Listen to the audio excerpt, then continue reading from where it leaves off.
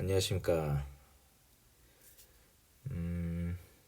이번 영상은 9월 초 나스닥 폭락과 관련해서 찍고 있습니다. 주제는 테슬라 지금 사요인데, 저희 직장 동료가 이번에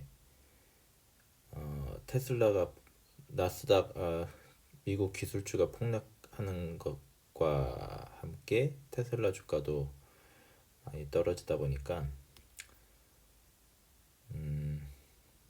직장 동료가 저에게 물어봤던 것입니다. 테슬라 지금 사요? 예. 미국 테크 주식 연이은 1일 폭락 4에서 5%. 테슬라는 502에서 330, 329점 몇, 뭐 30% 이상 하락했고, 뉴스에는 뭐 초유의 사태 5%씩 떨어졌으니까요. 어쨌든 상당히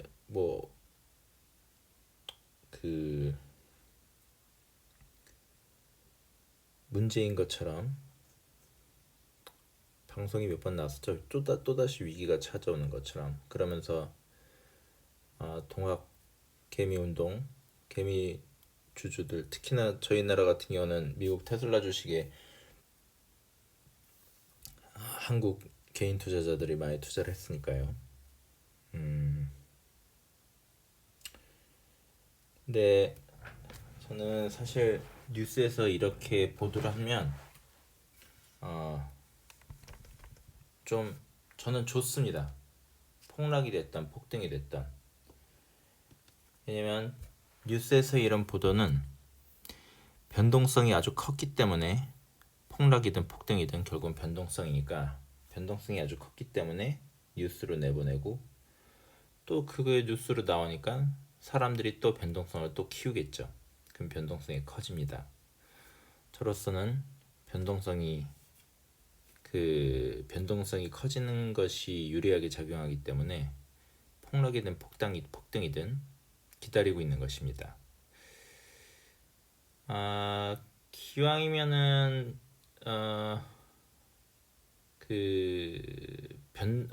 변동성이라고 하면 오히려 폭락을 기다리고요. 오히려 상승이라고 하면은 그냥 뭐 완만한 상승을 더 좋아합니다. 그렇고 테슬라 같은 경우는 500에서 330으로 됐고, 저는 주식 분할 전에 그때 단가가 300대였으니까요. 지금으로 치면 제 2차에 나눠서 매수를 했는데 한 번이 280인가 90인가 그랬고, 두 번째가 370인가 80인가 그래서 어쨌든 평단가는 40 정도 됐습니다. 그러니까 뭐 분할을 했으니까 5, 6에 30, 한 60원대겠네요. 그런데 그러한 이 몇 개월간에 테슬라가 폭등도 했고 폭락도 했습니다. 그러면 이런 때 제가 뭐 사고서 묵혀두거나 팔질 않는다거나 그런 건 아니에요. 뭐 주식에 따라서는 제 매매 기준에 따라서 사고 팔고 하니까, 단지 그 기준에 안 맞으면은 매매를 안 할 뿐이죠. 근데 저는 어쨌든 이 몇 개월간 어쨌든 테슬라에 상당한 관심이 들어갔는데, 상당히 뭐 극단적으로는 아니죠. 뭐 계속 오를 거다, 뭐 몇만 불 갈 거다, 뭐 그렇게 얘기하는 반면에 어떤 쪽에서는 이거는 지금 거품이 너무 심하다, 뭐 200대까지 떨어져야 돼, 뭐 이런 식으로도 얘기를 하고요. 그런데 제가 볼 때는 양쪽 다 엄청나게 확신이 있고 너무나 근거가 완벽하다고 생각합니다. 최소한 스스로들은요. 그런 주장을 하는. 그럼 저는 그렇게까지 확신을 하면 그냥 올인을 해야 되지 않나 싶어요. 얘기하는 것들 물론 올인을 하신 분들도 있더군요. 올인을 하신 분들도 있는데 어쨌든 그러한 영상들을 보면서 제가 본 사람들의 그러한 투자 방식을 이어가는 사람들의 같은 경우는요, 그러한 결정과 그러한 확신이 오래 못 갑니다. 정말 뭐 빠르게는 사자마자 혹은 팔자마자 후회를 하거나 하루 이틀 지나서 일주일 지나서 한 달 지나서 생각이 바뀝니다. 저한테 테슬라 지금 사요라고 얘기를 했던 이 친구도 처음에는 바이오 주식, 우리나라 LNC 바이오라는 데 투자를 했어요. 저한테 묻더라고요. 어떻게 될 것 같냐고. 뭐 제가 그걸 어떻게 알겠습니까? 기업이 좋고 나쁘고 평가하기 어렵죠. 특히나 가격이 적정한지는 정말로 평가하기 어렵습니다. 근데 본인은 엄청나게 확신을 하고 있어요. 근데 그런 확신이 예를 들면 이러한 정도의 확신인 거죠. 이것만큼 가치 있는 주식은 없는 것처럼. 그렇다 보니까 올인을 하게 되겠죠.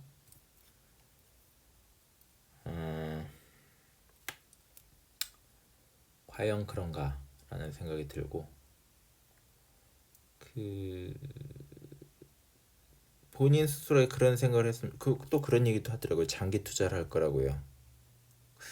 뭐 장기 투자에 대한 관점이 다 다르니까 물어봤습니다. 장기 투자 몇 년, 얼마나? 2년 동안은 안 팔 거라 그러더라고요. 그 친구의 장기 투자의 기준이 2년이었어요. 근데 결과적으로 그 이후에 한두 달 동안 뭐 사고 팔고를 반복적으로 했죠.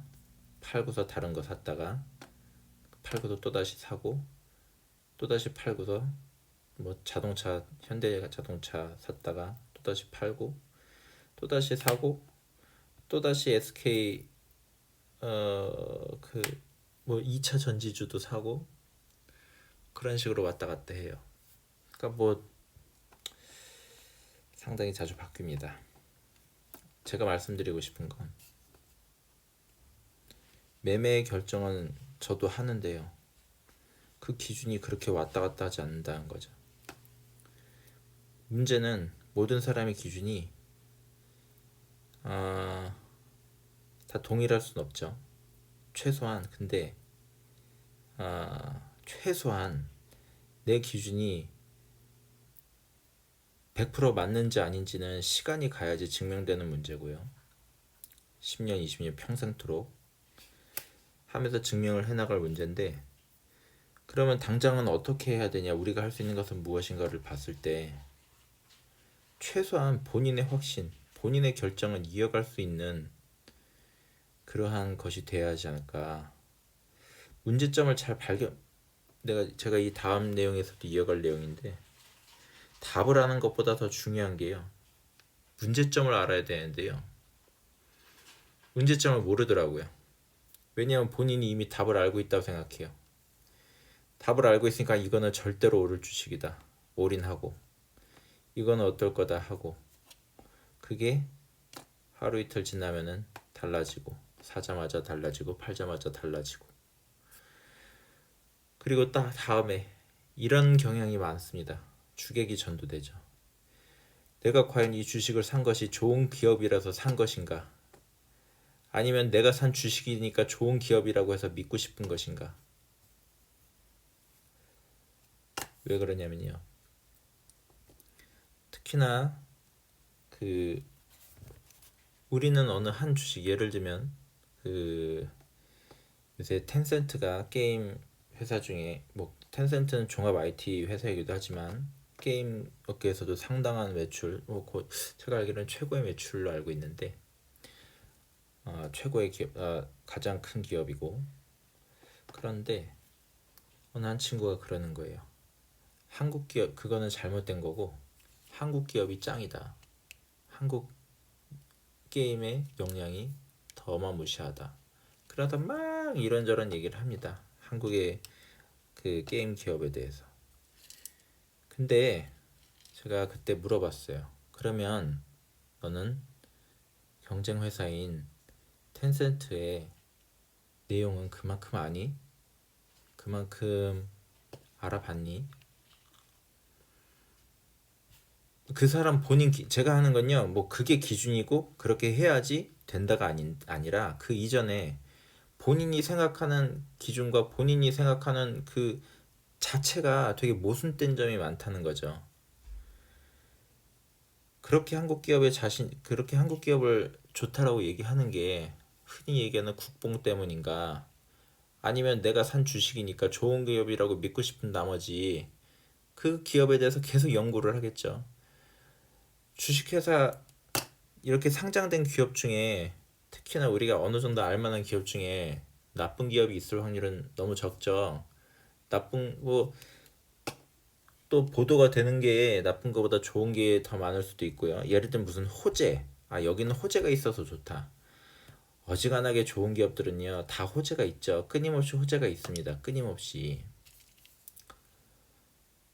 그러니까 본인 것만 주구장창 연구를 하고 내가 산 것만 주구장창 그런 얘기 하잖아요. 자기가 본인이 산 기업에 대해서 연구를 해라.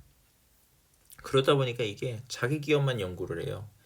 경쟁사에 대한 연구를 잘 안 하고 알아보지 않고 혹은 자기가 산 뭐 어쨌든 간에 그렇습니다. 물론 그 와중에 뭐 경쟁사 어떻다 어떻다 할 텐데 아시겠지만 이미 내 편이 정해진 상황에서 과연 그 듣고 싶은 거 외에 다른 것이 들릴 수 있는가? 제가 왜 이 얘기를 하냐면요. 테슬라도 그렇고 삼성도 그렇고 애플도 그렇고 가격이 비싸다, 곧 망할 거다, 지금 가격은 거품이다. 전문가들이라는 사람들이 항상 이쪽은 좋다, 이쪽은 나쁘다라고 해가지고 항상 나뉘어서 싸웠고요. 뭐 전문가들이고 박사들이고 그러다 보니까는 뭐 그 근거들은 일반인들이 아는 것보다 더 많이 있고 나름대로 다 일리가 있습니다. 근데 그게 의미가 있는 것인가? 뭐 얘기하다가 너무 확장되긴 했는데 어쨌든 그렇습니다. 제가 어떤 사람들이 어떤 주식을 매매할 때 기준은 다 다를 수 있는데요. 최소한 본인의 기준이 그렇게 흔들린다는 것은 정말로 뭐 최소한의 무엇도 안 되어 있는 아주 큰 문제라는 거죠. 그리고 아까도 말씀드렸지만 그렇게 확신이 흔들린다면 사람들이 자신의 돈을 투자하다 보니까요. 당연히 소액일 때 금액이 점점 커지면서 더 많은 확신을 하게 되고 아니죠. 더 많은 확신을 했기 때문에 더 많은 금액을 넣겠죠. 확신이 커지는 만큼 금액은 점점 커질 겁니다. 그런데 그러고 나서도 주식의 변동과 폭락과 폭등에 따라서 그 확신은 계속 흔들려요. 오르면 오르는 대로 너무 빠르면 너무 빨리 오르는 대로 원래 2년 갖고 가려고 그랬는데 내가 2년 갖고 가려고 했던 것 그냥 본인이 예상했던 것보다 너무 빨리 오른 나머지 한 달 만에 팔기도 하고 아니면은 본인은 계속 올라갈 거라고 생각을 해서 확신에 든 나머지 거의 뭐 올인을 하다시피 했는데 폭락을 지금처럼 30%를 해버리면 참 엄청 흔들리죠. 그럼 또 손절을 하고 그게 왜 그럴까요? 간단한 거는 보면은 잘못된 그것 때문이죠. 잘못된 근거가 제대로 됐고 그것에 따라서 확신이 있었는데 그런 확신이 흔들릴 이유가 뭐가 있을까요? 이건 좋은 회사야. 계속 오를 거야. 정말로 그렇게 생각했다면 떨어져도 흔들리지 않았을 거고 그랬다면은 들고 갈 수 있겠죠. 근데 무서운 것은 그게 오히려 오판이 돼가지고 계속 떨어질 수도 있고요. 제가 말씀드리는 이렇고 저렇고가 아니라 그러한 근거 자체가 진짜 뭐 그러한 근거로 계속 투자를 해나갈 수 있겠습니까? 그쵸? 아까 말씀드린 대로 되게 모순인 것 같아요. 되게 아이러니한데 내가 존버를 했는데 계속 떨어질 수도 있고요. 손절을 했는데 올라갈 수도 있어요. 그럼 어떻게 해야 되는 거냐? 어떻게 해야 되는 거냐? 저는 답이 있습니다. 저는 최소한 제 스스로의 기준은 있고 뭐 그렇기 때문에 감정적인 동요가 되지도 않고, 그리고 감정적인 동요가 돼서도 안 되겠죠. 경매라든가 이런 투자에서 결국은 음, 매매에 있어서 심리적으로 불안하고 심리적으로 급한 사람이 여유 있는 사람한테 그런 어떤 매매에 있어서 유리한 지점을 뭐 이거 아시지 않습니까? 급하면은 비싸게 사게 되고 여유가 있으면은 싸게 사게 되겠죠. 어쨌든 상당히 불리하게 된다는 겁니다. 그렇기 때문에라도 냉정을 유지해야 되지만 뭐 거울을 보고서 냉정해야 된다, 냉정해야 된다 이런 걸로는 안 흔들릴 수가 없습니다. 그리고 그런 걸로 안 흔들리면요, 진짜 말 그대로 올라갈 거야라는 그런 자기 최면하다가 계속 떨어져 가지고 완전히 또 휴지 조각 되는 사태도 맞이할 수 있는 거죠.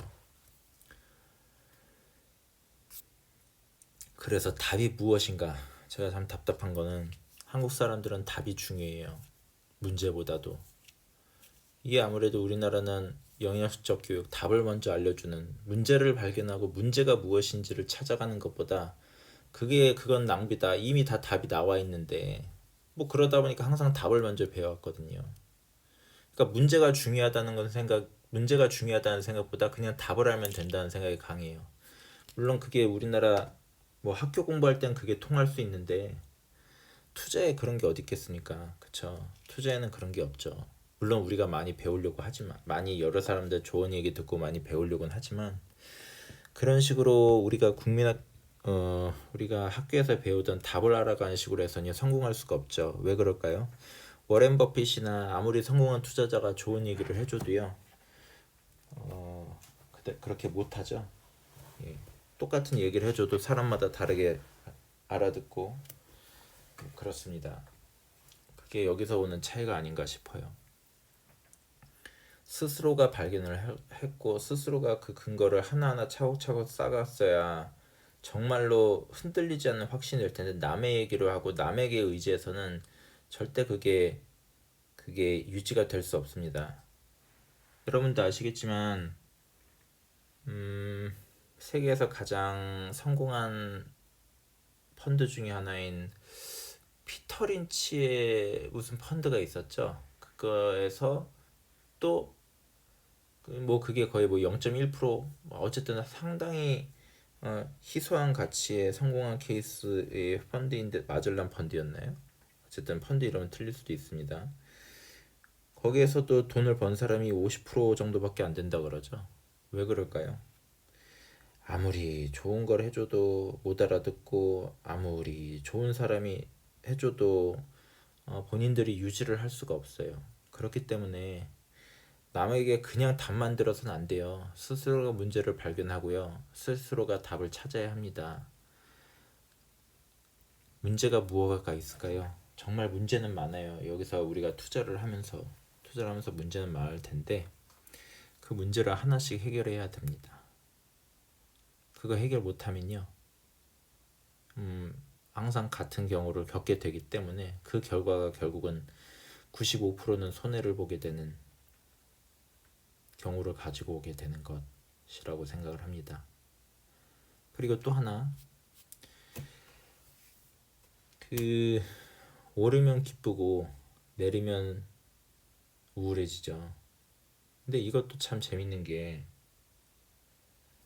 감정이 동요되고 감정이 왔다리 갔다리 하고 이런 감성적인 부분이 투자에 별로 좋은 영향을 끼치지 않기 때문에 우리가 점점 트레이더가 없어지고 점점 기계로 하는 거로 알고 있습니다. 물론 그거 말고도 다른 이유가 있겠지만. 그리고 누구냐, 존리 대표님도 그런 식으로 투자하지 말라 그러고 기계적으로 매매를 하라 그러죠. 근데 사람은 기계가 아니에요. 사람이 기계가 아닌데 기계적으로 매매할 수 있을까요? 사람이 기계가 되면 기계적으로 할 수 있습니다. 예. 평상시에 기계적으로 하다가도요, 변동성이 커질수록 흔들리죠. 물론 아주 소수의 사람은 기계적으로 할 수 있습니다. 예를 들면 뭐 저도 뭐 100%안 흔들리는 건 아닌데 뭐 흔들린다 그래서 제가 이성적으로 생각했던 거를 감성적인 그런 순간적인 판단으로 그 결정을 달리했던 적은 없습니다. 최소한. 그리고 저는 사실 사람들이 다 저 같은 줄 알았는데 그렇지 않더라고요. 그런 거 보면서 와, 이게 아무리 머리로 알아도 사람이기 때문에 어쩔 수 없이 그렇게 되는구나. 그리고 요새 유튜브에 보면은 심리학적으로 다른 내용이 나왔는데 사람의 뇌는 애초에 본능적으로 주식 투자에 불리하게 작용한다라고 돼 있더라고요.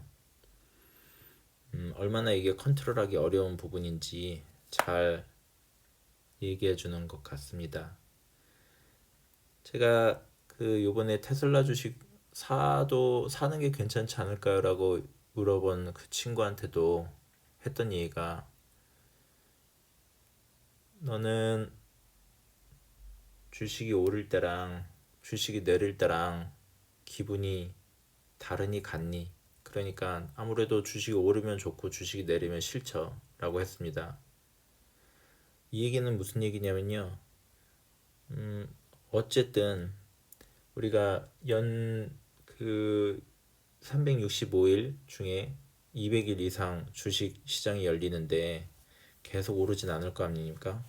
물론 약간의 차이는 있을 겁니다. 어쩔 때는 뭐 200일 뭐 150일 오르고 뭐 50일 떨어지고 이럴 수는 있지만 어쨌든 결국은 뭐 100년 평균으로 하면은 결국은 오르고 내리고는 거의 비슷한 수준으로 왔다리 갔다리 합니다. 물론 폭락 같은 경우는 대부분이 순간적으로 찾아오지만 어쨌든 제가 말씀드리려고 하는 의미를 잘 전달 받으셨으면 좋겠습니다. 주식시장은 매일매일 열리고 매일매일 상승과 하락을 왔다 갔다 합니다. 그러면은 필연적으로 감정적으로 그걸 계속 보고 계시면 의미 없이, 뭐 의미 있게 봐야만 할 때가 있겠죠. 봐야만 할 때가, 예를 들면 폭락이 뭐 한 달에 걸쳐서 뭐 2, 3주에 걸쳐서 진행되면 그 2, 3주 동안은 무언가를, 저 같은 경우도 그 무언가를 해야 되니까 보고 있고, 폭등 때도 마찬가지고요. 그런데 그런 본인의 그런 어떤 아무것도 할 게 없고 아무것도 판단할 만한 그런 것도 없는데 어쨌든 간에 뭐 하루 종일 보고 있고 한다는 것, 그거는 의미 없이 감정 소모만 계속 하게 되는 거예요. 오르면 좋고 내리면 슬플 테니까요. 그렇게 200일 동안 내가 아무런 결정과 아무런 판단도 하지 않을, 아무런 매매도 하지 않을 도중에 그렇게 감정적인 소모를 하는 건 불필요하죠. 그리고 그러다 보면은 결국은 감정이 휘둘린 매매 매도를 하게 될 겁니다. 제가 그렇다 보지 말라는 게 아니에요. 보고 싶으시면은 감정적으로 휘둘리지 않으시면서 보셔야 된다는 겁니다. 그게 안 되면요, 그냥 보지 마세요. 그냥 보지 않는 게 좋습니다. 감정적으로 휘둘리지 않으실 수 있으면은 자주 보셔도 되고요. 뭐 이렇게 뜬구름 잡고 뭐 답은 없냐 그러면요, 저는요 그 답을 알면은, 다 답을 알면요, 저도 모든 답은 알지 못하죠. 제가 아는 답은 그냥 뭐 일평생 최대 20%, 정말 안 되면 최소 10% 정도 연봉리를 유지할 정도의 답이 있는 상태입니다. 답이 더 있으면 뭐 3, 40도 찍고 60도 찍겠는데 과연 뭐 그렇게 되면 좋긴 하겠지만 일단 현재는 최소 10에서 20% 정도의 답만 알고 있습니다. 근데 굳이 답을 몰라도요, 최소한 문제를 발견할 수 있는 눈과 그러한 것이 기본이 돼야 된다는 걸 아는 것 자체만으로도 5%에서 10%는 갈 수 있다고 봅니다. 왜냐면요, 답도 제대로 모르는데, 특히나 이제 막 투자를 시작하시는 분들 중에 답도 제대로 모르는데 답을 안다라고 생각을 하고 그러한 문제조차도 발견하지 못하시는 분들이 너무 많습니다. 너무 많아요. 일단 답을 아는 건요, 평생토록 모르는 사람도 있고 뭐 빨리 알아가는 사람도 있지만 그 전에 그 문제를 좀 빨리 파악을 하셔야 될 겁니다. 문제 정말 많죠. 첫 번째 문제 뭘까요? 뭐 첫 번째 문제, 뭐 두 번째 문제 전에 계속 본인들이 생각했던 것과 다른 결과와 다른 뭐 이런 그런 어떤 것에 부딪히게 될 텐데, 그런 문제들 모두 해소하시기 바랍니다. 그러지 않으면요, 뭐 문제를 해결하는 만큼 수익률도 오르겠죠. 그만큼 답을 많이 아신다는 거니까. 근데 답을 몰라도 문제만 알아도 문제만 알아도 예, 훨씬 더 좋은 결과를 가져올 수 있습니다.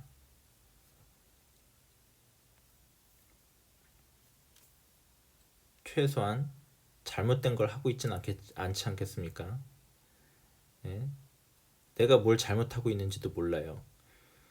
잘하는 게 뭔지를 아는 거는 좀 많이 어려울 것 같아요. 내가 잘하는 거, 내 수익률을 올리는 것, 10%, 20%, 30% 올릴 수 있는 답이 무엇인가 아는 거는 한 번에 알 수도 없고, 남이 알려줘도 알기 힘들 뿐만 아니라 그걸 그렇게 쉽게 알려주지도 않겠죠. 그런데 문제는 좀 알기 좀 쉽지 않을까요? 근데 뭐 그 문제를 모르면은 잘못된 방식으로 계속 할 테니까 뭐 부디 답이 무엇인가를 찾기 전부터 내가 하지 말아야 될 것, 문제가 무엇인가를 먼저 생각해 보시고 그런 것들을 하지 마십시오. 예, 하지 마십시오. 오늘의 얘기는 여기서 마치겠습니다.